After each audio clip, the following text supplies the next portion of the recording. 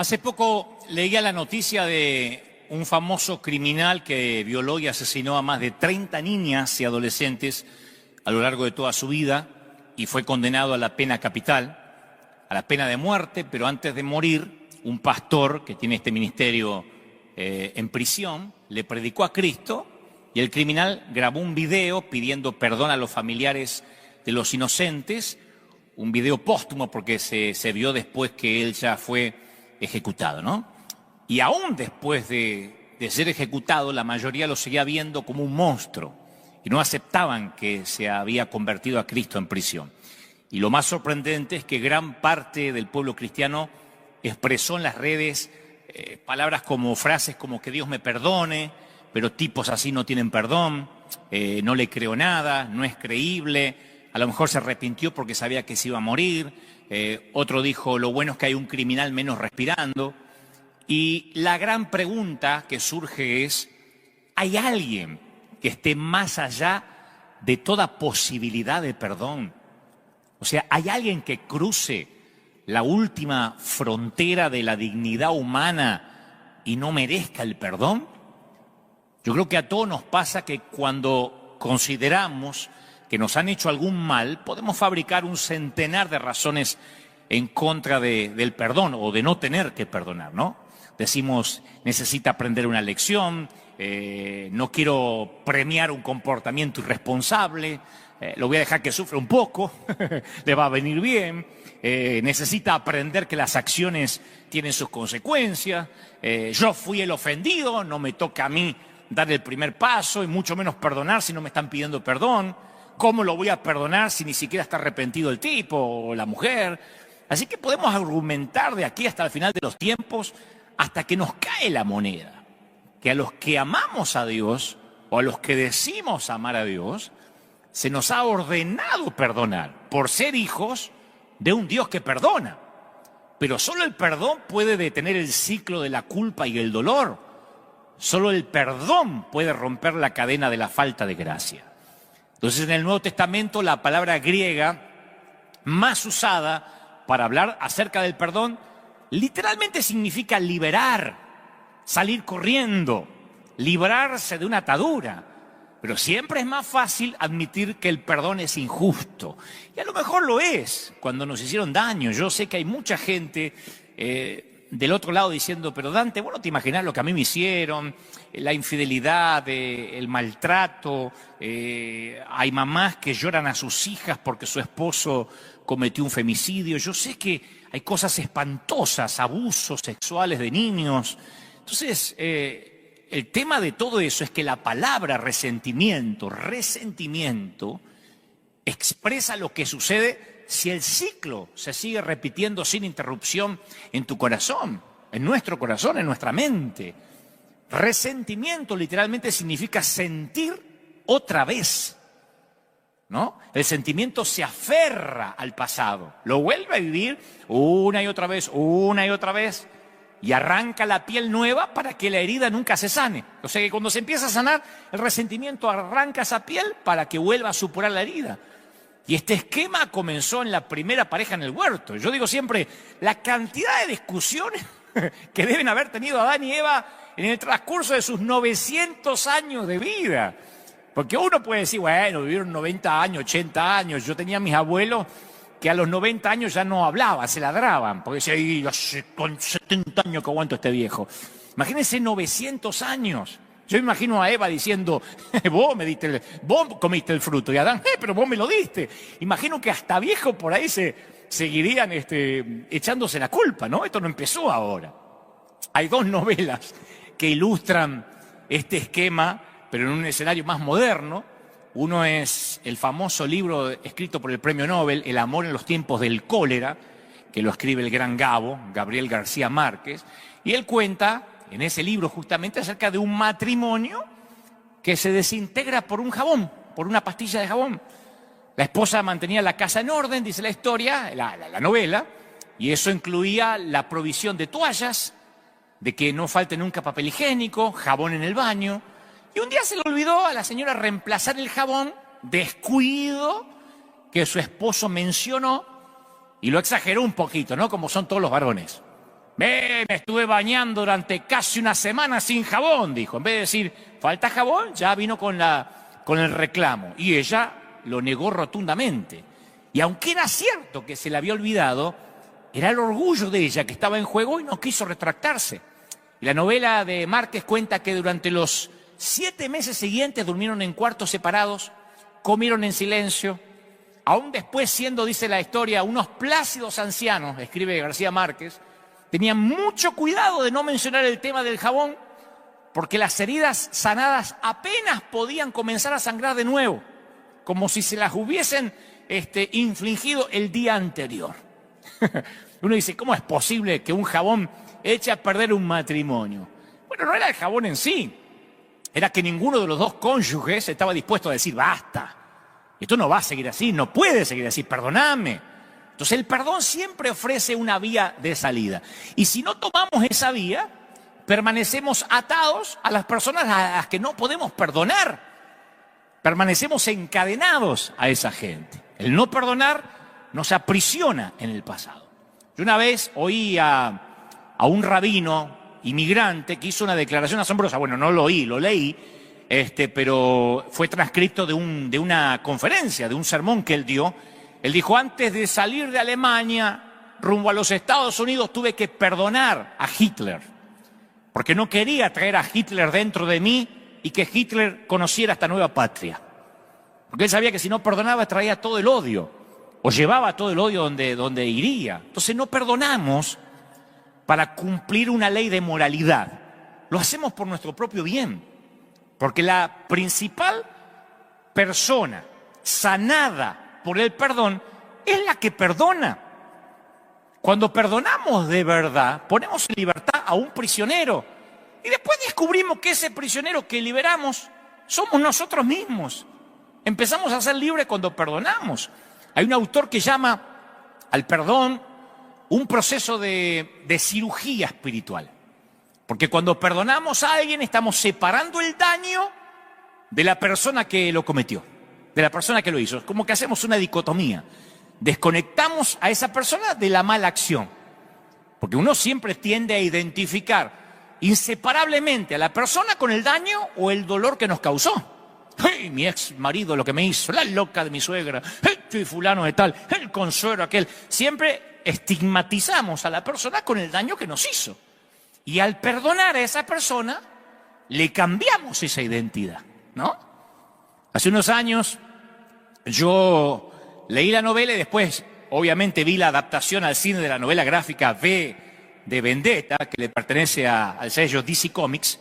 Es una historia donde el Reino Unido, en la ficción, obviamente, en un futuro es gobernado por un partido dictatorial ultraconservador, totalitario, fascista, llamado Fuego Nórdico, y por un dictador también que hostiga al pueblo, ¿no? Y entonces en la historia, ahí se la voy a espolear un poquito, ahí aparece un individuo enmascarado que se hace llamar V y toma la justicia por mano propia. No te cuento más por si la quieres ver, ¿no? Pero es una suerte de versión más moderna del Conde de Montecristo, la famosa novela de Alejandro Dumas que también leí cuando yo era chico, ¿no? Que la venganza, la vendetta, como dicen los italianos, ¿eh? La vendetta, como hacen en la mafia italiana, la vendetta, que parezca un accidente. Yo tenía un programa de radio hace muchos años donde tenía un personaje de ficción que se llamaba el Apóstol Padrino, que era un italiano que manejaba la iglesia como si se manejara la mafia. Entonces, en la ficción le decían apóstol, el fulano de tal no está viniendo a la iglesia, entonces, ¿qué tenemos que hacer? Y el apóstol decía, vamos a suspenderlo. ¿Quiere que lo suspendamos del liderazgo? No, suspenderlo de una cuerda. Es la vendetta. Entonces la venganza, la vendetta, es lo más natural, lo más humano, lo que más nos sale. El perdón y el sentido de la gracia es lo más antinatural. La justicia y la venganza tienen una clase de poder racional, es lo lógico. En cambio, el poder de la gracia es diferente, no es lógico. La gracia no es racional, es escandalosa, es sobrenatural. El perdón inmerecido, no ganado, porque eso es el perdón, no es algo que se gana, corta las cuerdas para que caiga de nuestra espalda el opresivo peso de la culpa. Pedro no tuvo que pasarse toda la vida avergonzado por haber traicionado al Hijo de Dios. No hay una sola ocasión en las Escrituras donde alguien dice, ahí está Pedro, lindo, negó 3 veces, el traidor. No. De hecho, sobre las espaldas de pecadores transformados como Pedro, Cristo edificaría su iglesia y la sigue edificando. Porque el perdón rompe el ciclo de acusaciones. El perdón afloja el nudo estrangulador de la culpa. Y los relatos de los evangelios parecen decir que el perdón tampoco le fue fácil al Señor. En una de sus últimas declaraciones antes de morir dijo, perdónalos, y eso incluía a todos, a los soldados romanos, a los líderes religiosos, a sus discípulos que habían huido como ratas en medio de la oscuridad, a vos, a mí. Perdónalos porque no saben lo que hacen. Solo por haberse convertido en un ser humano, el Hijo de Dios pudo decir claramente, no saben lo que hacen. Porque había vivido en medio de nosotros y ahora nos comprendía. La falta de gracia hace que se resquebraje la unión entre madres e hijas. Me ha tocado conocer en la congregación y a donde he viajado madres con hijas que se odian a muerte como si fueran las peores enemigas. Parece una locura pensar que una parió a la otra. Padres e hijos deseando la muerte de su papá, hermanos y hermanas que no se hablan, tribus, razas separadas. Y como decíamos en la grieta cristiana, el mensaje del domingo pasado, que te lo recomiendo si no lo viste, si esas grietas no se atienden, se van ensanchando. Y para ese abismo de falta de gracia solo existe un remedio: las cuerdas de amor, como dice la canción, las cuerdas de amor, ese frágil puente de sogas del perdón.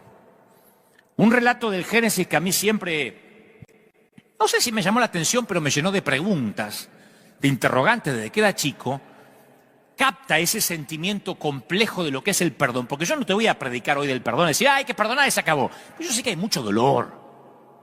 Cuando nos hacen cosas dolorosas, y yo me incluyo, no es fácil, hay que perdonar porque el pastor lo dijo. No, es complejo el perdón. Y hace años a mí me costaba comprender los giros, los matices que hay en el relato, por ejemplo, de la reconciliación de José con sus hermanos en Egipto. Porque cuando sus hermanos que lo vendieron, él los tiene delante de él y no lo reconocen, que ahora es el segundo del faraón, en un momento él actúa con bronca, los mete a todos en la cárcel. Yo hubiese hecho lo mismo. Después se siente mal, sale de la habitación para llorar a los gritos como si estuviera borracho. Después le hace trampa a los hermanos y esconde dinero en uno de los sacos de cereal que se están llevando para acusarlos. Captura a uno de los hermanos como rehén, acusándole a otro de que le robó su cáliz de plata. O sea, siguieron esas intrigas, ¿no? Dice la Biblia, ¿por cuánto? Por meses. Hasta que José no se pudo contener más, los convocó a todos sus hermanos y los perdonó de manera dramática. Claro, ahora cuando veo esta historia, después de haber vivido tantos años, después de haber transitado por la vida demasiado tiempo como para saber lo que es el dolor de una ofensa o de varias, yo veo esta historia como una descripción realista de un acto antinatural como el perdón. Porque los hermanos que José luchaba por perdonar eran los mismos tipos que hicieron planes para asesinarlo y lo vendieron como esclavo. No podemos leerlo con el filtro bíblico y los perdonó, aleluya. A vos tus hermanos te venden como esclavo. Por la culpa de tus hermanos pasás tus mejores años de tu juventud pudriéndote en una mazmorra egipcia. Y aunque venzas la adversidad, ahora no es fácil decir, sí, los perdono. No podía, por lo menos de manera rápida, expeditiva. Porque la herida a José le seguía doliendo demasiado. ¿Cómo no? Cuando la gracia logra abrirse paso en el corazón de José, su angustia y su amor resonaron en todo el palacio. Las Escrituras dicen que preguntaban, ¿qué es ese gemido? ¿Está enfermo el primer ministro del rey? No, José estaba bien de salud. Era el sonido de un hombre que estaba perdonando. Detrás de cada acto de perdón se halla la herida de una traición. Y el dolor que deja una traición no se desvanece con facilidad. No podemos decir, pase al altar en el nombre de Jesús, recibe espíritu de perdón. No es una cuestión de espíritus. Porque a pesar de escuchar muchísimos sermones sobre el perdón, no perdonamos con facilidad Y tampoco nos parece fácil que nos perdonen a nosotros. Alimentamos nuestras heridas, justificamos nuestra conducta, todo con el fin de evitar ese acto tan innatural. Señores, la V de vendetta es natural. La G de gracia nunca lo es. La V de vendetta es lo que aprendemos desde el colegio, no la G de gracia. La justicia, la venganza es algo que nos fascina. Lo justo, lo equitativo. Y está mal por pensar así, somos humanos. Bueno, Señor, si no me puedes hacer más flaca, hace que mis amigas se vean más gordas. Eso es equidad. Bueno, Señor, si no me vas a dar un auto a mí nuevo, que los demás tampoco tengan. Eso nos parece que es justicia. Y en lugar de eso, Jesús nos ordena que digamos, perdónanos nuestras deudas. Escucha, como también nosotros perdonamos a nuestros deudores. Justo en el centro del Padre Nuestro, que es la oración por excelencia, que tiene 6 temas específicos, justo en el centro, con la oración que el Señor nos enseñó a hacerle al Padre, se esconde el acto antinatural para el ser humano del perdón.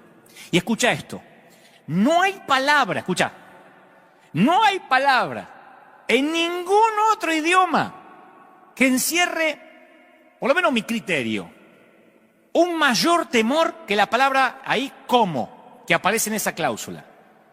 Perdona nuestras deudas como nosotros perdonamos a los deudores. ¿Qué hace tan aterrador ese como en la cláusula? ¿Sabe lo que lo hace aterrador? El hecho de que Jesús directamente amarra el perdón que recibimos del Padre al perdón que le concedamos a los demás seres humanos. ¡Oh! Y todavía, por si quedan dudas, el Señor es más explícito. Dice, si no perdonáis a los hombres sus ofensas, tampoco vuestro Padre os perdonará vuestras ofensas. Cuando uno mira, insisto, a Jesús con ojos nuevos, dice, wow, entonces es condicional el perdón del Señor. ¿Viste que decimos, el Señor te perdona y basta? Es incondicional. No, es condicional, hay una cláusula. Si nosotros no nos perdonamos, no somos perdonados. Por eso hay gente que no se puede perdonar y siente que Dios no lo perdona. Y una cosa es verte atrapado en un ciclo de falta de gracia con un cónyuge, con un socio. Una cosa es verte atrapado en un ciclo de falta de gracia peleando por un jabón. Y otra muy distinta, verte atrapado en un ciclo de falta de gracia con el Dios Todopoderoso. Pero el Padre Nuestro une ambas cosas. Cuando nosotros rompemos el ciclo de la falta de perdón y comenzamos de nuevo con nuestro prójimo, Dios también rompe el ciclo de la falta de perdón y comienza de nuevo con nosotros. Y es tan urgente la necesidad de gracia, de perdón, que hasta el Señor lo pone por delante de cualquier deber religioso. Por tanto, dice el Señor, si traes tu ofrenda al altar, ¿se acuerdan? Y ahí en el altar te acordás de que tu hermano tiene algo contra vos. Deja tu ofrenda delante del altar y andá.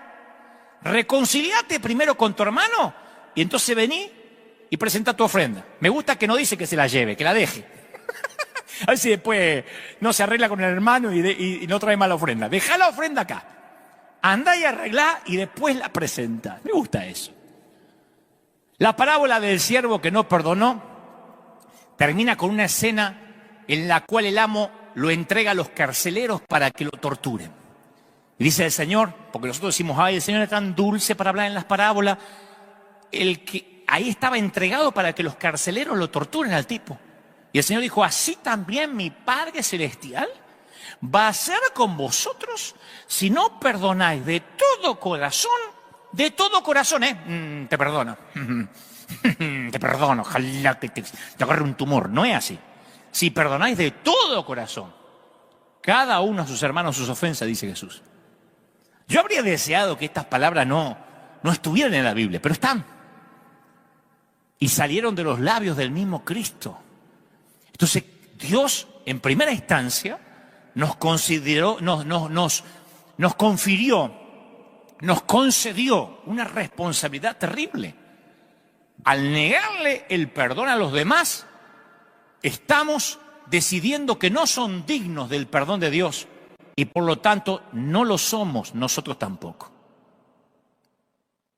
Con la misma vara que medimos, somos medidos.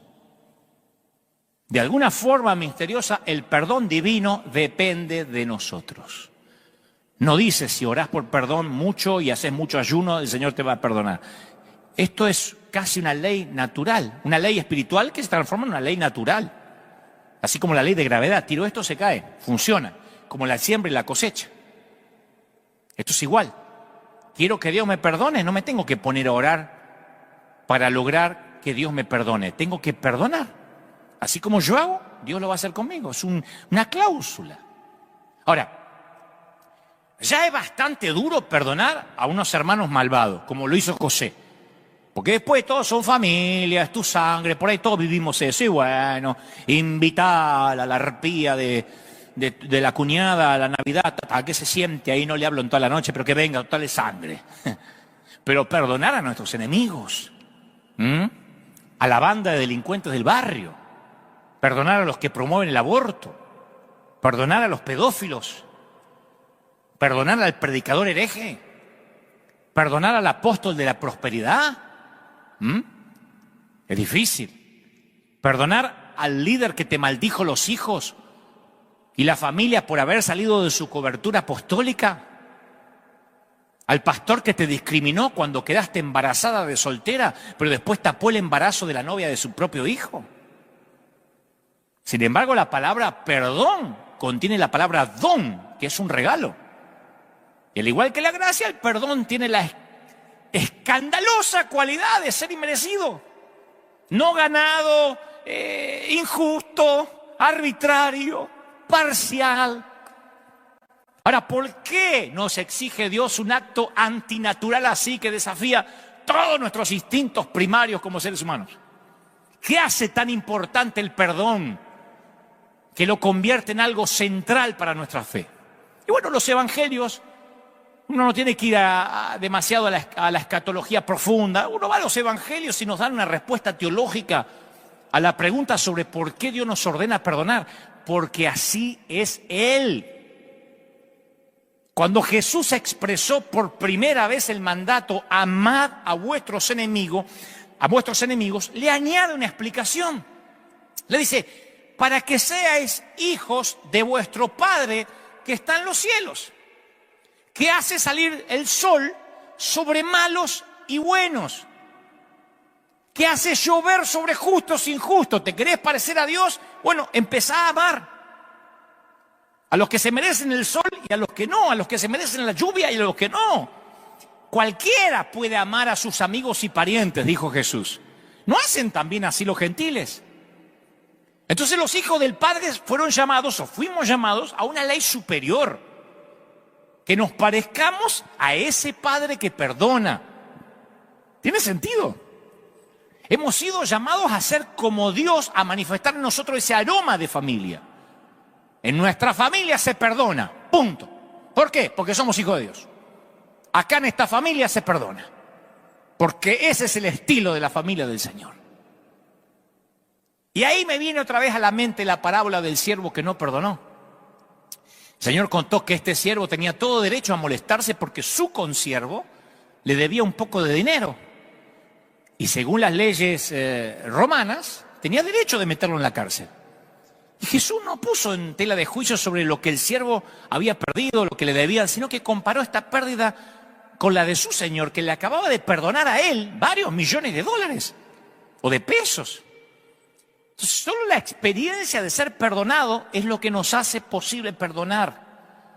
El evangelio de la gracia comienza y termina en el perdón. Solo la gracia puede derretir el hielo de la falta de gracia. ¿Pero qué decimos? No, muy bien, si el otro... Está bien, entendí Dante, está bien.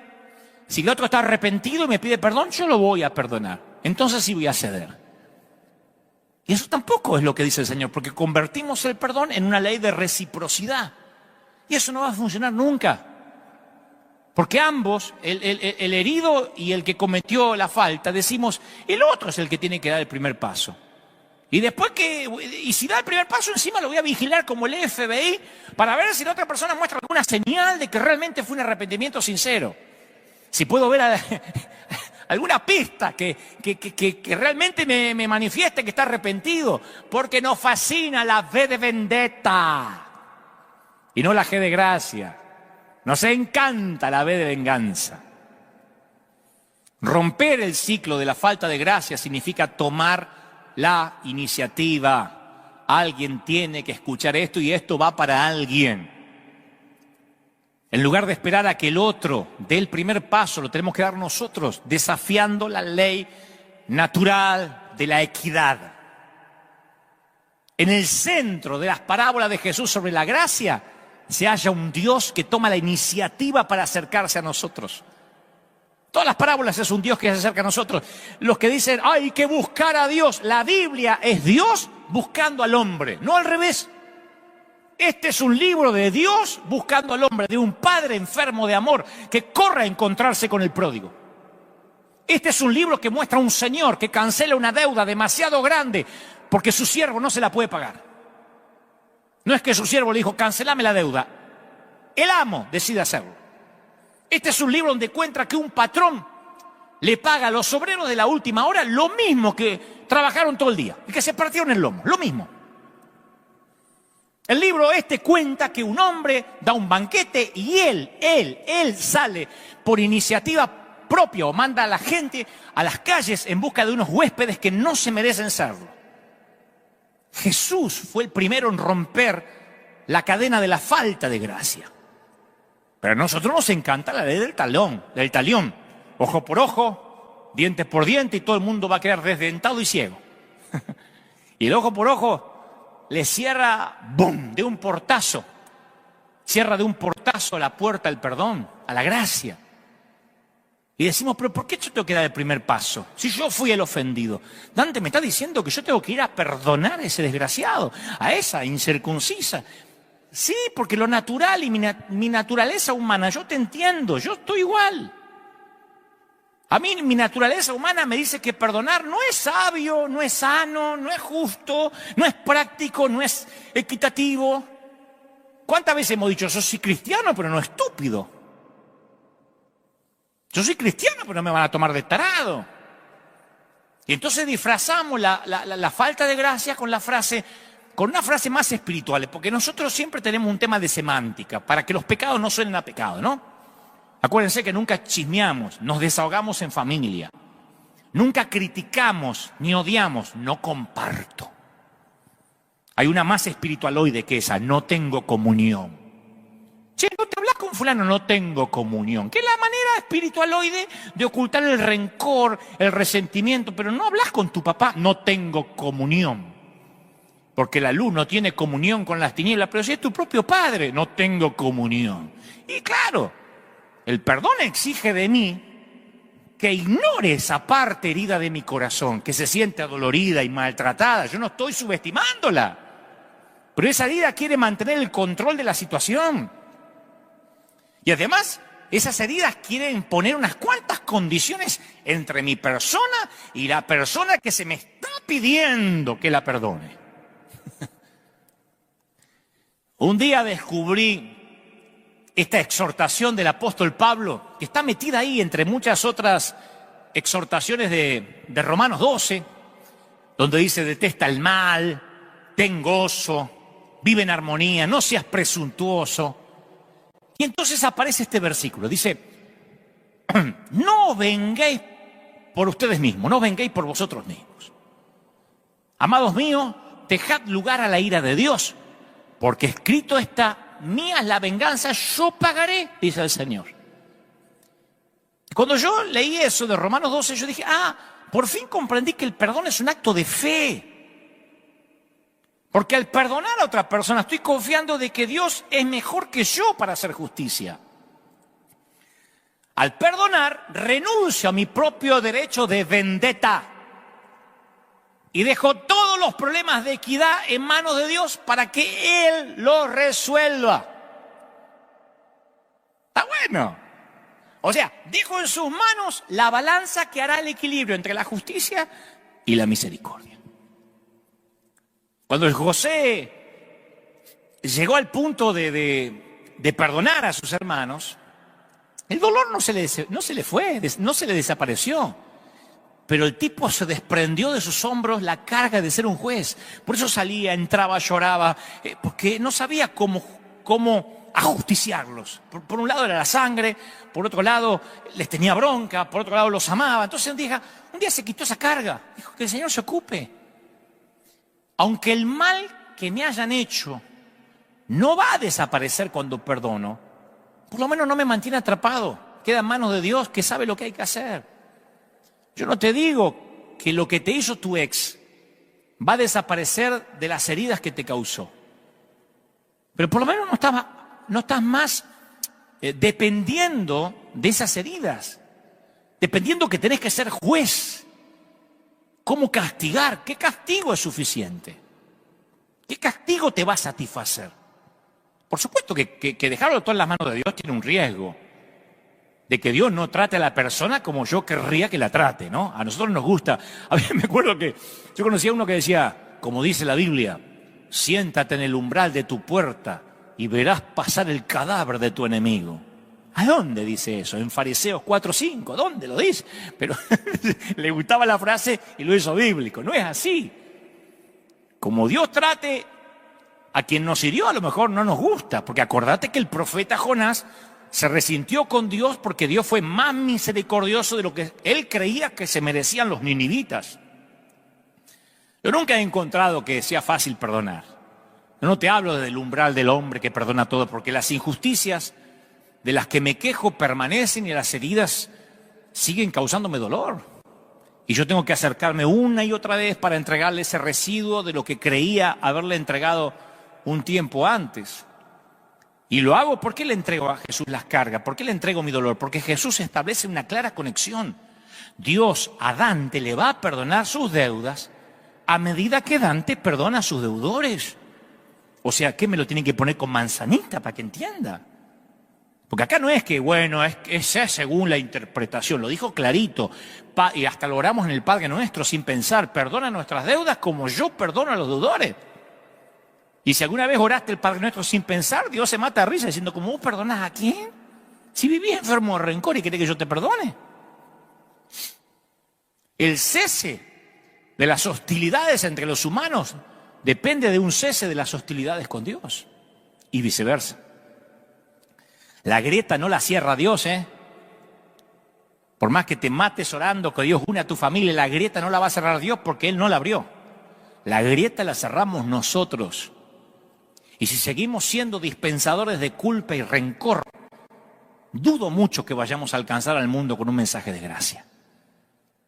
Y la iglesia sin gracia se parece a los carteles de Coca-Cola, de esos que están en la calle, promocionamos la fe sin saciarla. Yo como cristiano cada vez me siento más preocupado por la forma en que la gente nos ve, la forma en que representamos nuestra fe ante los demás. Porque hemos sido llamados a presentar las buenas nuevas del perdón. Y cuando no estamos dispuestos a perdonar, las buenas nuevas no parecen ser tan buenas, ni tan nuevas. Nos comportamos como vendedores de un producto cuyos vendedores no están convencidos ni creen en él. Yo fui vendedor y siempre me decía mi gerente, para vender un producto tenés que comprar primero. Si no estás convencido de lo que estás vendiendo, un acto fallido te va a traicionar. Y cuando uno quiere hablar de amor y no ama, quiere vender perdón y no perdona, cuando decimos Cristo te ama y te quiere perdonar, pero odiamos visceralmente al que piensa diferente o al que tiene otra doctrina, entonces no suena creíble, no suena auténtico, no tiene peso, no tiene unción lo que decimos. Cuando los cristianos le hablamos a un inconverso de Cristo y ese inconverso no está de acuerdo con nosotros, es como que nos deja de interesar. Ah, yo ya le prediqué, ahora lo entregué en las manos del diablo. O sea, lo vemos como un enemigo. Pero un enemigo es alguien, como dijo alguien, cuya historia no hemos escuchado, no nos hemos puesto en sus zapatos. Pero siempre las ideas preconcebidas entran en juego, ¿no? Y para que se produzca un diálogo verdadero, necesitamos abrirnos pasos a través de esos estereotipos, tener en cuenta genuinamente cómo ve el otro, cómo piensa el otro. tal vez esto sea en parte lo que Jesús quería decir cuando dijo, ama a tu prójimo como a ti mismo. El prójimo es el prójimo, no dijo al evangélico, al que tiene la misma doctrina, al que es bautista como vos, al que es pentecostal, al que pertenece bajo la misma cobertura apostólica, ama al prójimo. Yo dudo mucho que Dios lleve la cuenta de la cantidad de discusiones teológicas que ganamos, pero es muy posible que lleve la cuenta de cuánto amamos. Quizá el error es que pensamos que tenemos que tener amistad con la gente para ganarlos para Cristo. Yo me crié con gente así. Me acerqué a un inconverso para ver si lo puedo ganar para Cristo. Y capaz que no pensamos en términos de la sencilla amistad porque sí. Y el otro lo huele. Porque nuestro evangelismo no es orgánico, no es natural. Tenemos el síndrome del vendedor de las tiendas, del vendedor del negocio, del local, que estás mirando la ropa y dice, ¿le puedo ayudar en algo? No te quiere ayudar, te quiere vender algo de la tienda. Prueba de decirle, sí, la verdad que sí, necesito pagar el alquiler, ¿me presta? A ver si te ayuda. ¿Le puedo ayudar en algo? A mí me enferma cuando estoy mirando y dice, ¿le puedo ayudar? Porque no me quiere ayudar. ¿Por qué no me es sincero y me dice, le quiero vender algo? ¿Qué le puedo vender hoy? Tengo ganas de vender porque no gané ninguna comisión en el día. Séme sincero, che. No me digas que me querés ayudar. Y el inconverso huele cuando nos acercamos y decimos, ¿estás mal? ¿Sabe que le queremos vender el evangelio? Que la amistad no es genuina. Y que cuando nos diga que no comparte, o que es católico, o que es testigo de Jehová, sabe que lo vamos a maldecir. Huelen que parece que trabajamos en mercadeo y no somos gente que amamos de verdad. No somos sinceros al decir que amamos. A mí me viven criticando por la gente con la que me doy. Harto de que en Argentina me digan, ¿por qué te sacas una foto con Scioli? ¿Eres corrupto? Como que, pero no han leído la Biblia. Yo digo, no puede ser. O no sé, o yo la entiendo demasiado infantil, la Biblia demasiado lineal. Pero yo no puedo entender cómo decir, ¿por qué te sacas la foto con Benny Hinn, que se separó y después se volvió a casar? Yo, de verdad. Que hay que acercarse a la gente si es perfecta. ¿Desde cuándo nosotros podemos exigir perfección si no lo somos? Pablo utiliza una muy inteligente metáfora cuando habla sobre el olor grato de Cristo. Y él dice, por ahí se nos escapa esto, que puede tener un efecto muy diferente dependiendo del olfato de cada quien. Dice, a estos ciertamente olor de muerte, para muerte, y a aquellos olor de vida para vida. Y es el mismo aroma. Pero para algunos es un olor y para otros otro olor. Con tan solo leer las redes sociales de ciertos creyentes, uno se da cuenta que algunos despiden un aroma perfumado y otros ofenden el olfato con su olor pútrido. Olor a muerte, olor a vida, dijo Pablo. A eso me refiero. Cuando el Señor nos pide que amemos, no dice sean condescendientes con el pecado, liberales, no importa si la gente no cambia de vida, dice que amemos. No nos dice amar por una semana, si no cambia, sácatelo de encima. Hace un tiempo la CNN le hizo una entrevista a un pastor de North Carolina y él proponía literalmente, pueden buscarlo, ahí está, él proponía, le decía a los periodistas inconversos, él proponía que confinemos a todos los homosexuales y a las lesbianas dentro de un inmenso cerco. Él dijo, vamos a ponerlo dentro de un inmenso muro, porque a uno se dice, Trump quiere hacer un muro, Trump quiere hacer un muro. Este era un hombre de Dios diciendo, hay que meter los homosexuales y las lesbianas dentro de un muro de unos 160 kilómetros a la redonda y lanzarle comida en helicópteros. Y al final se van a terminar extinguiendo porque no se pueden reproducir. Esa es la cura para esa peste, dijo. Y todos los periódicos reprodujeron lo que él dijo. Ahora, me pregunto cuántas conversiones de fe puede producir una declaración de odio visceral como esa. ¿Y si fuera tu hijo que se tiene que quedar dentro de ese cerco de odio? ¿Si fuera tu hijo al que hay que tirarle comida de un helicóptero? Porque cuando uno le pone cara al pecador, todo cambia, ¿eh? Una cosa es hablar del pecador, mientras que no nos pasa en casa. Hace poco un amigo evangélico, cristiano evangélico, cuya mamá era católica, decidió hacerle un servicio de funeral en su parroquia, respetando la religión de la mamá. Él tenía la oportunidad de que el pastor oficiara el funeral de su mamá, pero la mamá era católica y trabajaba como voluntaria en la parroquia. Entonces se le ocurrió a mi amigo que entre el pastor y el cura o el padre, el párroco de su mamá, se dividirían los devocionales. Hicieran un funeral compartido, pero en la parroquia. Y mi amigo estaba furioso. Me decía, estoy furioso por las conductas de mis hermanos evangélicos que fueron al funeral de mi mamá. Porque algunos le dijeron, si alguno de estos católicos, porque había muchos católicos, amigos de la mamá, si alguno de estos católicos que están acá aceptó a Cristo de verdad mientras hablaba el pastor, entonces la muerte de tu madre valió la pena. Para eso murió. Mi amigo estaba destruido. Obviamente el pastor le dijo a todos que dudaba que la mamá estuviera en el cielo, porque le pusieron un rosario arriba del cuerpo. Entonces dijo, dudo que se haya ido con el Señor, porque ella, como todos ustedes, pertenecen a la gran ramera, pero hoy tienen la oportunidad de conocer a Cristo de verdad. En un funeral. Eso es decir la verdad, eso es la sana doctrina, eso es la genuinidad. No, el proselitismo, con el fin de sembrar terror para que se acerquen a Jesús, nunca ocasiona genuinos cambios de vida. Insisto, el problema no tiene que ver con que estemos en desacuerdo con alguien, sino con la forma en que tratamos a esa persona con la que estamos en desacuerdo. El Señor nunca hizo que las personas corrieran aterrorizadas a Él, los amaba. Y los cristianos fuimos llamados a usar las armas de la gracia, lo cual significa tratar con amor, con respeto, incluso a los que se nos oponen.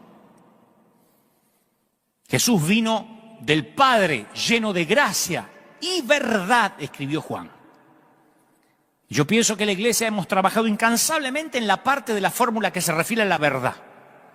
Defendemos la verdad en los concilios pastorales, en los credos, los volúmenes de teología, los puntos, las divisiones que ocasionan los puntos periféricos de la doctrina. Pero ¿te imaginas lo que sería si pusiéramos la misma energía en transmitir la otra parte del versículo, en transmitir lo que Pablo llama la incomparable riqueza de la gracia de Dios? Gracia y verdad, los dos deberían ir por igual. Así como yo los he amado, también ustedes deben amarse unos a los otros. Les ordenó Jesús a sus discípulos en la última cena. Fue Él quien dijo que el mundo sabrá que somos cristianos, lo dije el domingo pasado, y además sabrán quién es Él. Cuando sus seguidores estemos unidos en amor. Dios tiene un inmenso interés en nuestra forma de amar. Y Juan añade que por medio del amor damos a conocer al Dios invisible. Nadie ha visto jamás a Dios, pero si nos amamos unos a los otros, Dios permanece en nosotros y entre nosotros su amor se ha manifestado plenamente. Oh.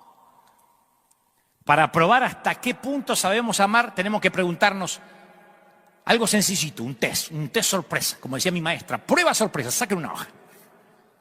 ¿Se alegran las demás personas de estar con nosotros? Los inconversos. No me digas, no, pero que tienen repulsión por mi santidad, porque no te la cree nadie. Acá nadie que me está mirando, ni yo orinamos agua bendita. Estoy hablando si la gente se siente cómoda, si tenés una empresa, un taller, una oficina, en tiempos normales y los vecinos. Porque Jesús se las arreglaba de alguna forma para atraer a la gente que la mayoría de los personajes religiosos repelían. Piensa en la prostituta que interrumpió una cena para ungirlo con un costoso ungüento o en Zaqueo. El recaudador de impuestos odiado por sus vecinos por ser un colaboracionista de los romanos. Y Jesús, en lugar de juzgarlos, los amó, los honró. Y mientras lo hacía, antes que digan, pero cambiaron de vida, mientras lo amaba, logró que aflorara a la superficie una sed que solo Él podía satisfacer, una necesidad de cambiar de vida. Eso logra el amor, no la doctrina, no la moral. Y los seres humanos tenemos la tendencia natural de retirarnos a un lugar aislado, de asociarnos con gente semejantes a nosotros, de evitar a aquellos que piensan distintos a los que pensamos. Y no estoy haciendo una crítica a esos que me miran, porque yo también soy así. Yo soy el primero que se considera roto. Yo confieso que prefiero, si me dan a elegir, yo prefiero la comodidad de una reunión de amigos que piensan como yo, si es posible que sean todos del Barça, si es posible que sean argentinos, uruguayos a lo sumo, si tengo que elegir, no estoy diciendo hay las otras nacionalidades, no. Si tengo que elegir, yo elijo a los amigos que puedo tomarme un Malbec mendocino a la incómoda situación de estar en otros encuentros sociales. Pero esos otros encuentros sociales donde yo estoy más incómodo son precisamente las conversaciones que necesito para vivir mi fe. No hace falta gracia para relacionarse con alguien que tiene un aspecto similar al mío. ¿Para qué quiero usar la gracia para alguien que piensa y actúa como yo? O lo que es peor, sí, pastor, con lo que usted diga, pastor. Ahí estamos, pastor. Mande, pastor. Cuerpo a tierra, sí, pastor. Mátate, me suicido, pastor. ¿Para qué queremos gracia?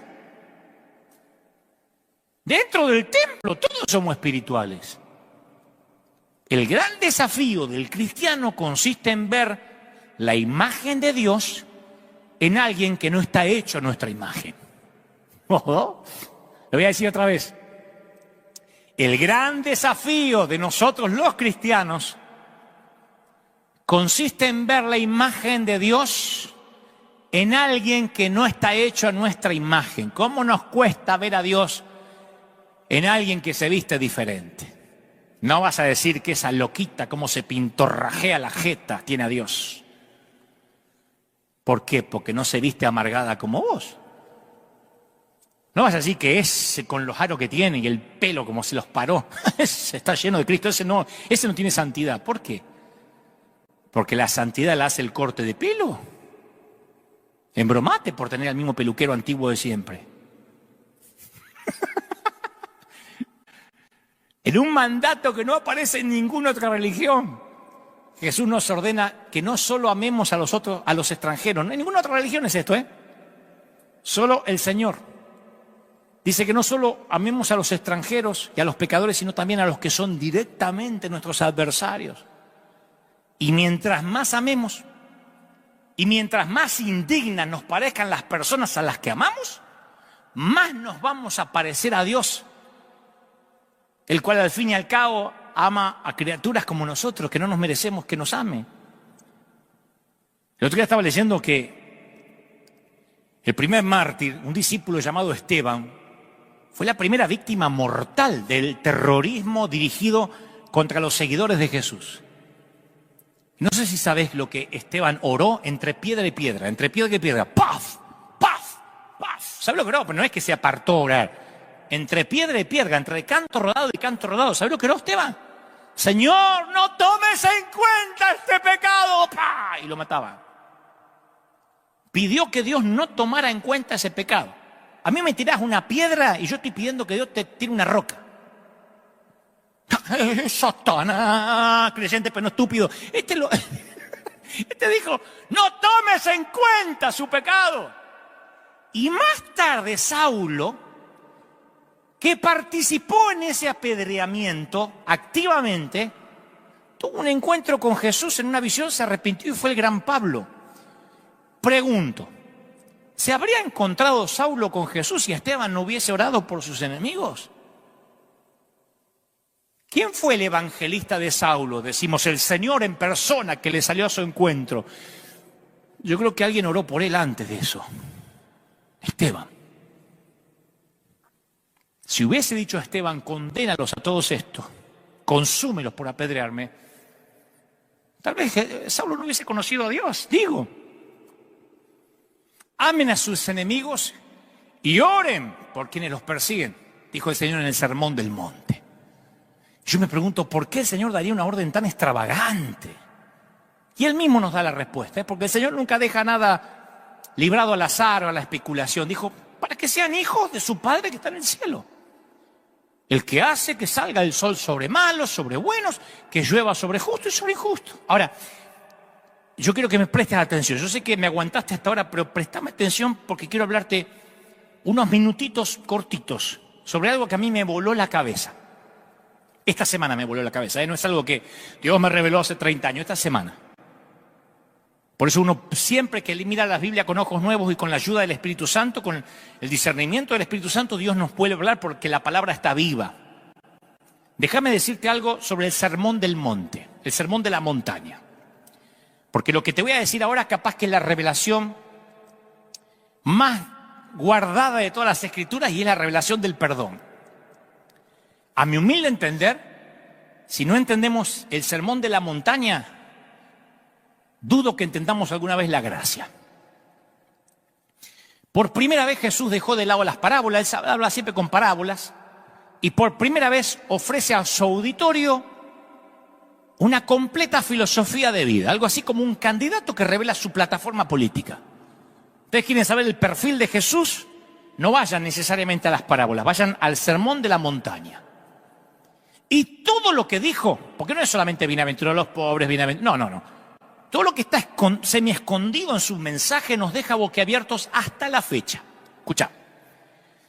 Él dijo, sed pues vosotros perfectos, como vuestro Padre que está en los cielos es perfecto. No dijo como Moisés, como fue Salomón, como David. Dijo Jesús, entre los mandamientos de amar a los enemigos y dar limosna, dijo, sean perfectos como mi Padre. No sé si nos damos cuenta de esto, porque no es una metáfora, qué quiso decir, una fábula, no, es literal. ¿Cómo ser perfectos como Dios? ¿Qué quiso decir? Cuando un joven rico le pregunta a Jesús qué tenía que hacer para ganar la vida eterna, Jesús le dijo que entregue todo el dinero, no el 10%. ¿Viste que alguno le agarra ahora urticaria por el diezmo? ¿Dónde está el diezmo? Que el diezmo que trae el Viejo Testamento. Dijo, entregalo todo, no el 10%. No le pidió el 18%, el 50%, el 60%, le pidió todo. Cuando un discípulo le pregunta si debía perdonar a su hermano 7 veces, Jesús le dijo, no. No te digo hasta 7, sino hasta 70 veces 7. Después agrega, todas las cosas que queráis que los hombres hagan con vosotros, así también haced vosotros con ellos. Yo os digo, amad a vuestros enemigos y orad por los que persiguen. Imaginen a Jesús predicando así en la montaña, porque uno se lo imagina muy a lo Hollywood. De ahí surge la frase siempre, ay, así no hablaría Jesús. Ese es el Jesús de Hollywood. El verdadero tenía que hablar en una montaña fuerte para que lo escuchara el último que estaba allá. No podía hablar como los actores del cine. ¡Escuchadme! Ojo por ojo y diente por diente, ¿no es cierto? Así dijeron nuestros antepasados. Amarás a tu prójimo y aborrecerás a tu enemigo, ¿no es verdad? Amén, gritó una vieja. Pero yo os digo que es fácil amar a tu hermano, amar a los que nos aman. Hasta los cobradores de impuestos lo hacen. ¿Qué quieren? ¿Que los felicite por eso? ¿Alguien quiere que le diga, oh, y le hagamos la ola por amar a sus hermanos? No. Amad a vuestros enemigos. Amad al que os patea y escupe. Amad al soldado del imperio que quiere atravesarlos con la lanza. Ahí ya no hay nadie diciendo amén. Amad al ladrón que os despoja y tortura. Escuchadme. Dije, amad a vuestros enemigos. Si un soldado romano te abofetea la mejilla izquierda, dale la otra. Si alguien con autoridad del César te obliga a caminar 1 kilómetro, no te niegues, pero camina 2.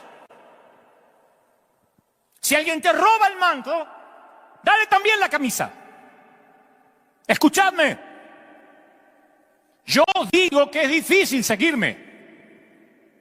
Lo que digo, nunca jamás nadie lo ha dicho desde que comenzó el mundo. Y yo creo que en ese sermón de la montaña muchos empiezan a ir. Uno puede imaginar la respuesta de la gente del pueblo. El sermón del monte no los motivó, los enfureció. Y esta es la descripción que hace Jesús de su relación con la Torá, con la ley. No penséis que he venido para abrogar la ley de los profetas. No he venido para cambiar nada, he venido para hacerla cumplir. Porque os digo que si vuestra justicia no fuera mayor que la de los escribas y fariseos, no entraréis en el reino de los cielos. Estoy seguro que nunca viste el Sermón de la Montaña así. Esta última afirmación los enfureció más.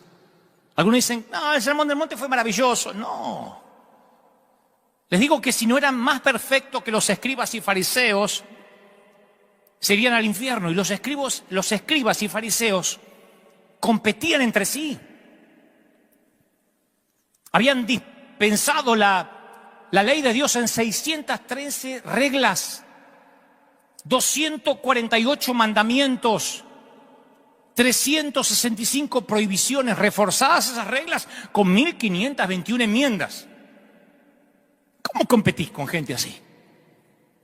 Para no violar el tercer mandamiento, no tomarás el nombre de Jehová tu Dios en vano, se negaban a pronunciar el nombre de Dios.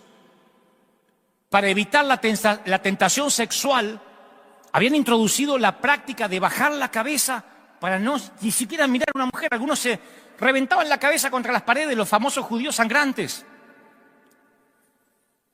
Para evitar profanar el sábado, habían declarado ilegales 39 actividades que se catalogaban como trabajo.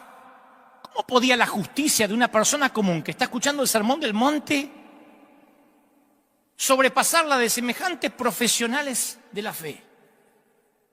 Jesús, escucha esto, para los que dicen, Jesús es súper gracia. Jesús llevó la ley tan lejos, más allá de lo que cualquier fariseo jamás habría hecho. El Sermón del Monte complicó la ley mucho más.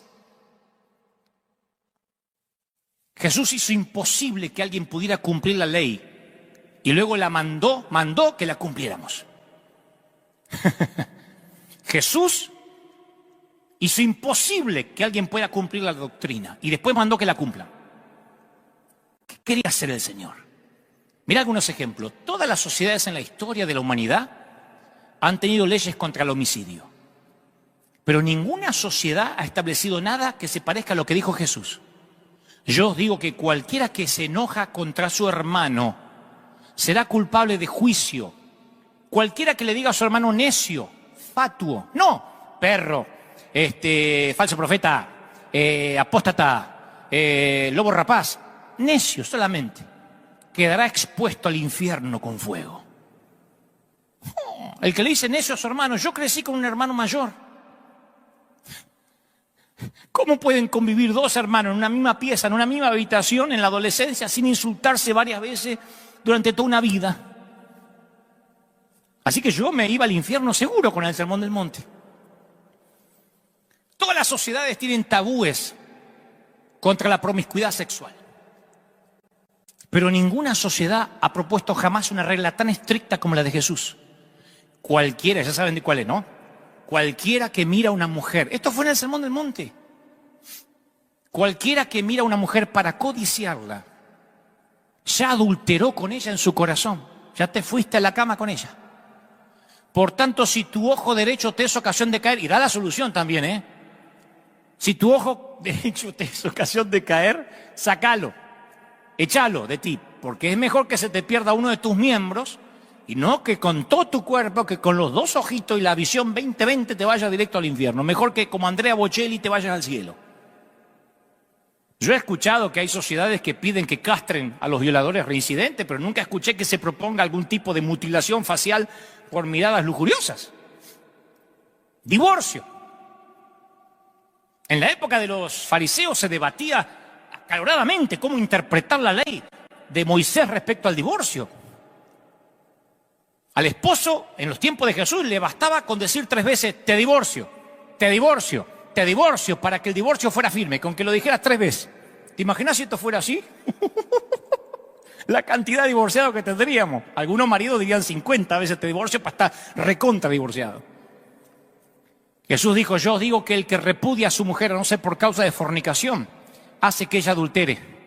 Y el que se casa con la repudiada comete adulterio. Y de allí, los que no interpretan la esencia del Sermón del Monte afirman que hay que mantener los matrimonios siempre a cualquier precio. Aun cuando el respeto, el amor, la paz y la dignidad se fumaron. Por eso hay matrimonios que terminan siendo una institución matrimonial vaciada de relación. Pero al tema que vamos.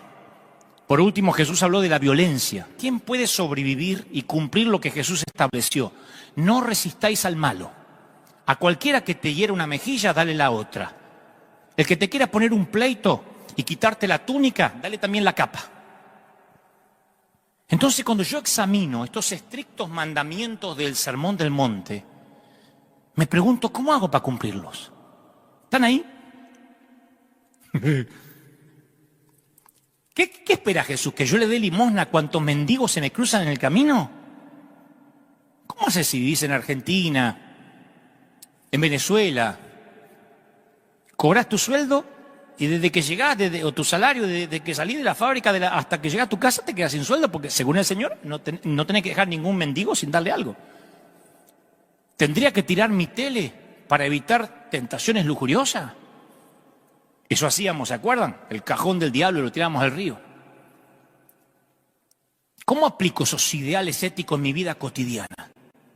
La Iglesia Católica no sabía qué hacer con esto, entonces codificó la vida cristiana en listas de pecados mortales y veniales, para poder lidiar con esto, si no es imposible.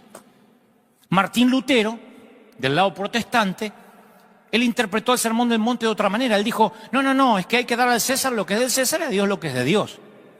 Lutero decía que los cristianos tenemos doble ciudadanía, una del reino de Cristo y otra del reino del mundo. Por lo tanto, el cristiano tendría que separar su oficio de la persona. Por ejemplo, un soldado o un cristiano que es enrolado en las filas militares tiene que cumplir las órdenes de matar a su enemigo, aunque en su corazón siga la ley de Jesús de amar a sus enemigos. Así lo resolvió Lutero. Pero yo voy al Sermón del Monte y Jesús no distingue entre oficio y persona. No dijo, pero que es soldado lo entiendo. Él dice que hay que resistir al malo, no jurar, darle al necesitado, amar a los enemigos, besar a la suegra. No dice eso, pero entra dentro de amar a los enemigos. Y por mucho que trato, no puedo encontrar una forma de suavizar el Sermón del Monte. Si el Sermón del Monte establece la norma de Dios para la santidad, estamos todos fregados, diría Montaner. Y los que hasta acá no se me fueron y dicen, entonces, ¿de qué se trata? ¿A qué querés llegar, Dante, con esto? Este es el gran secreto. Escucha, esto te va a volar la tapa del cerebro como me la voló a mí. El Sermón del Monte no me ayuda a mejorar. No te ayuda a mejorar. Nos revela toda la forma en que no lo estamos logrando. No podemos decir que el Evangelio es imperfecto porque sus seguidores lo somos. No podemos juzgar a Cristo por quienes llevamos imperfectamente su nombre. Si yo conozco el camino a casa y lo recorro borracho, no es que el camino es menos bueno porque yo me voy tropezando. Hay una forma de resolver este misterio. Aceptar que nunca vamos a dar la talla, pero que tampoco tenemos que lograrlo. A vos y a mí se nos juzga por la justicia de Jesús que vive dentro de nosotros, no por nosotros mismos. Ninguna condenación hay. ¿Para quién? Para los que guardan la doctrina, para los que cumplen el Sermón del Monte, para los que están en Cristo Jesús. El pensar, por fin lo conseguí, soy santo, es un engaño. ¿Quién no ha bajado la mirada? ¿Quién no ha visto a una mujer bonita, a un muchacho guapo alguna vez? Según el caso. El decir, yo tengo la sana doctrina, también es un engaño. En su respuesta al joven rico, en la parábola del buen samaritano, en sus comentarios acerca del divorcio, del dinero o de cualquier otro tema moral, Jesús nunca rebajó el ideal de Dios. Nunca dijo, y bueno, ahora estamos en otra etapa, este Dios se apichonó un poco, no es el Dios del Antiguo Testamento, de Malaquías para acá, papá envejeció, no dijo. Dijo, sé perfectos como vuestro Padre del cielo es perfecto. Y ni Billy Graham, ni Gigi Ávila, ni San Francisco de Asís, ni la Madre Teresa, ni nadie ha podido cumplir con esos mandamientos. Pero el mismo Jesús, que relata el Sermón del Monte, ofrece gracia absoluta. El mismo Jesús perdona a una mujer adúltera, a un ladrón en la cruz, a un discípulo que lo había negado. Escoge un discípulo traidor para fundar su iglesia. a un torturador para fundamentar su doctrina. La gracia es absoluta, inflexible, lo incluye todo. Esa gracia incluso se ofrece a quienes clavaron a Jesús en la cruz. Padre, perdónalos. No saben lo que hacen. La gracia es para los desesperados, para los rotos, para los quebrantados, para los que no se bastan a sí mismos. La gracia es para todos nosotros. Yo durante años había pensado que el Sermón del Monte era la pauta para la conducta humana que nadie había podido seguir. Y al volverlo a leer esta semana, encontré que Jesús pronunció estas palabras no para abrumarnos, sino para decirnos cómo es Dios. Para decirle, ven, ninguno lo puede lograr. La naturaleza de Dios en el texto primitivo del que se deriva el Sermón del Monte es el secreto. ¿Por qué debemos amar a nuestros enemigos? Porque nuestro Padre misericordioso hace que el sol se levante sobre buenos y malos. ¿Por qué ser perfectos? Porque Dios es perfecto. ¿Por qué guardar tesoros en el cielo? Porque el Padre vive ahí y nos va a colmar de recompensas. ¿Por qué vivir sin temor ni preocupación? Porque el mismo Dios que viste a los lirios y a la hierba del campo prometió cuidarte. ¿Por qué orar? Porque si un padre terrenal da pan y pescado a un hijo, mucho más el Padre que está en los cielos nos dará dádivas buenas a quienes la pidan. ¿Cómo no lo pudimos ver? Jesús no proclamó el Sermón del Monte para que nosotros alcanzáramos la perfección. La pronunció para mostrarnos que a ninguno de nosotros, jamás ninguno de nosotros la va a alcanzar jamás. Se fueron todos frustrados del Sermón del Monte. El Sermón de la Montaña nos obliga a reconocer la gran distancia que separa a Dios de nosotros. Y escuchen esto. Todo intento de disminuir lo que el Señor dijo en el Sermón del Monte, moderándolo, bueno, no es lo que quiso decir, es libertinaje. Y la peor tragedia sería pensar en que el Sermón del Monte entonces es legalismo. No, el Sermón del Monte liquida al legalismo. Le está diciendo al legalismo de los fariseos que tenían 700 leyes que iban a fracasar. No por ser demasiado estrictos, sino porque no eran lo bastante rigurosos como Jesús presentaba lo que era ser santo. Porque andaban los judíos tropezándose contra las paredes para no mirar mujeres y dice, con que ya lo hayan pensado, ya pecaron, están fregados. No, pero yo no miro. Sí, pero tenés fantasías, estás liquidado, viejo. Yo nunca cometo un homicidio. En cuanto le dijiste necio a alguien, ya sos culpable de juicio y te vas al infierno. ¿Se dan cuenta? Que la mejor super, ultra, hiper, macro, sana doctrina comparada con el Sermón del Monte es un mal chiste.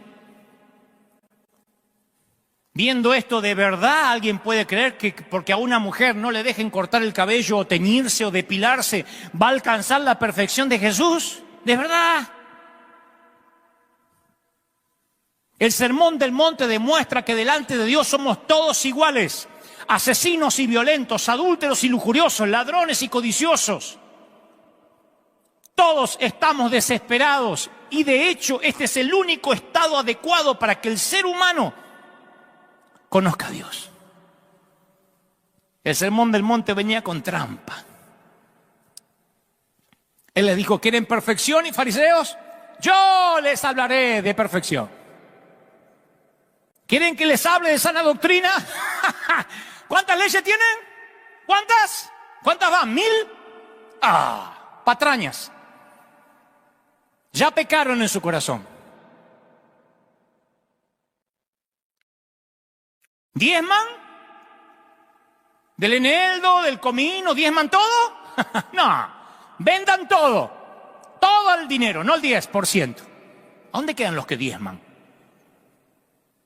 Al haber fracasado en el ideal absoluto, lo único que nos queda es tirarnos en la red de seguridad de la gracia absoluta.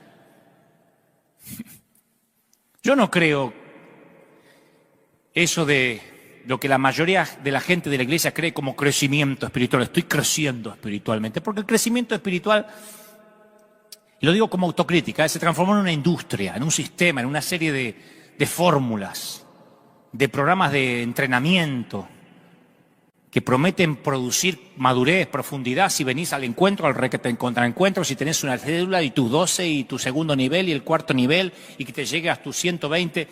La mayoría de esos programas están hechos de los mismos ingredientes. Oración, estudio de la Biblia, culto y lealtad al líder. Pero el crecimiento auténtico no puede reducirse a una fórmula. No es tomar unos versículos, formar una célula, bañate con un par de oraciones y llamame a la mañana. El crecimiento espiritual no se puede reducir a una cuestión mecánica. El crecimiento espiritual es algo más que un procedimiento. Se trata de la clase de crecimiento espiritual que comienza con deseo y no con culpa. Con pasión y no con principios. Con desesperación y no con obligación.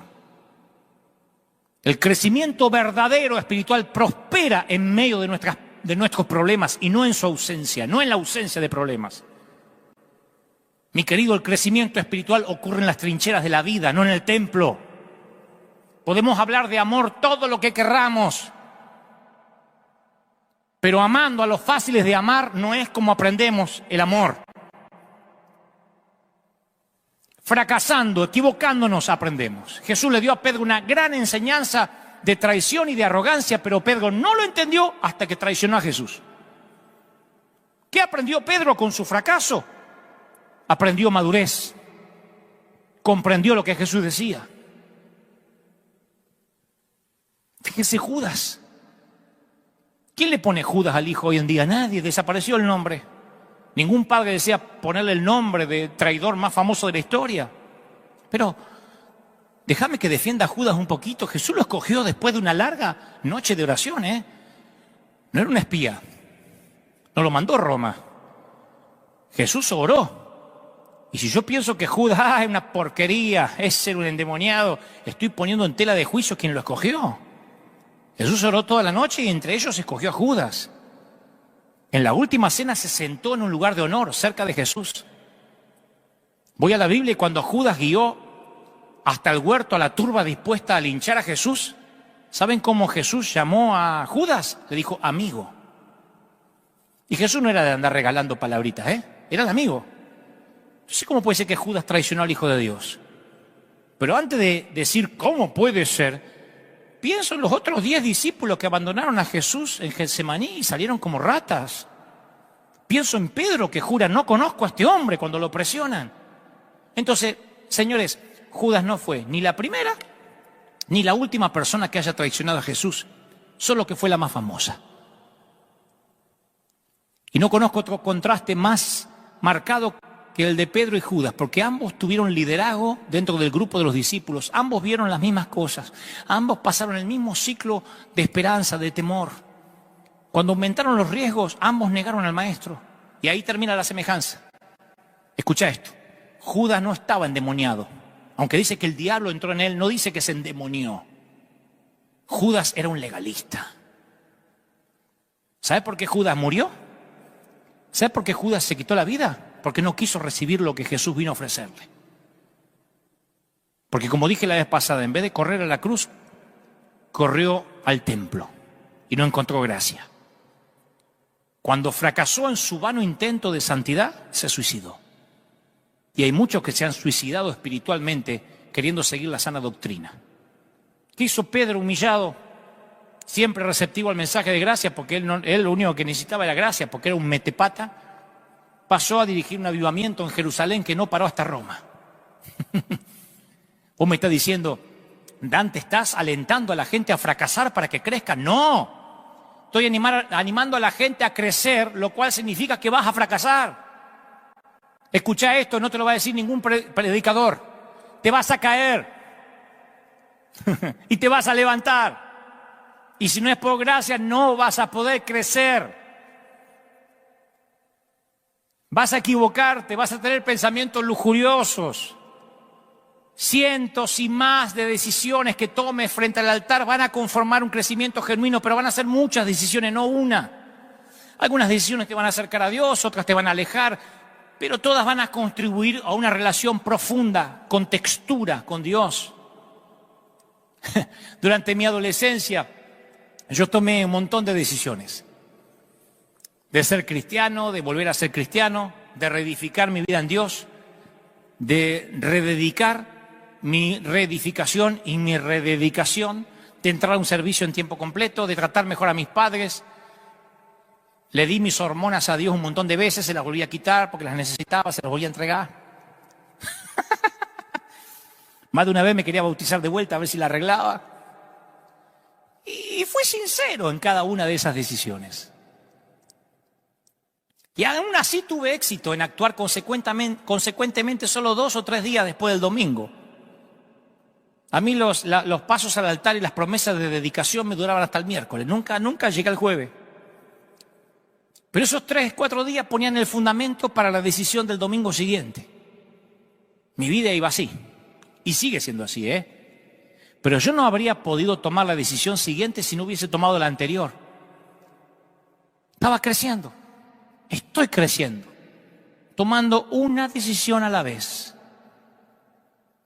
Mi crecimiento a veces parece incoherente, pero Él nos ama cuando no queremos que nos ame. Él sabe que no vamos a poder cumplir el sermón del monte. Yo no puedo cumplir ni uno de las cosas que dijo, ni una. Él nos ama cuando actuamos como no cristianos. El amor del Señor es pegadizo, persistente. Voy a terminar con esto. Como siempre cambio los nombres para no herir susceptibilidades. Conozco a un padre, la historia de un padre, al que llamaré Daniel, que nunca abrazó a sus hijos ni le dio palabras positivas porque fue criado a la antigua y repetía la historia. Y aunque él es violento y difícil, los hijos lo aman, lo respetan.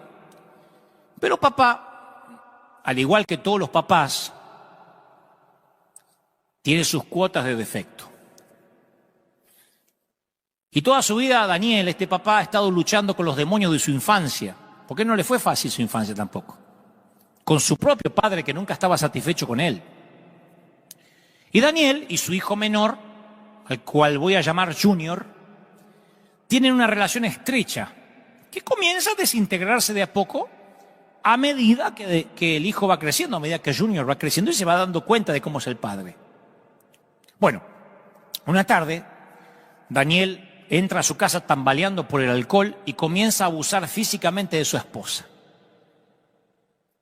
Y cuando los hijos, son 2 que viven en la casa, oyen los alaridos de la madre, saltan de las camas e intentan detener al padre para que no le pegue a mamá. Junior agarra a Daniel del cuello de la camisa y lo pone contra la pared, y el otro hermano trata de agarrarlo de las piernas y los brazos.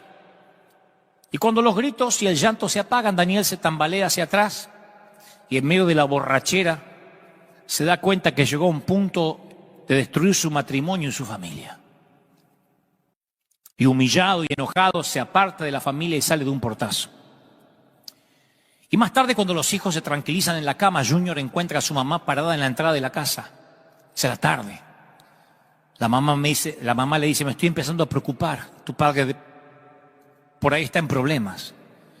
Y Junior está enojado. Le dice, espero que se muera. La mamá le dice, no esperes eso. Quiero que vayas por él. Y a regañadientes Junior busca a su padre en las calles cercanas a su casa, el barrio.